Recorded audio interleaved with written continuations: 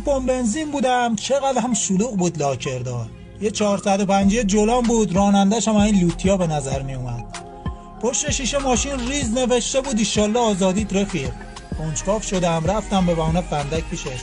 گفتم دادا فندک داری؟ گفت فندکم دارم.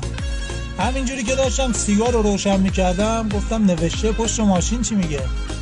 گفت داستانش طولانیه. گفتم میبینی که صف بنزینم بد شده.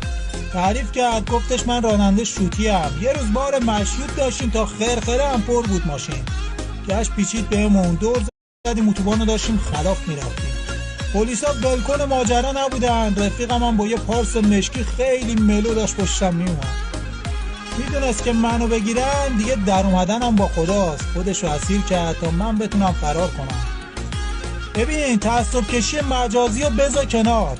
یه جا گیر کردی ببین کی باهاته، کی حتی حاضر جونشم واسط بده. رفیق خوب تبلیغ نمیخواد. تو هم اگه حس میکنی داری این رفیقا بفرست واسش. یه روز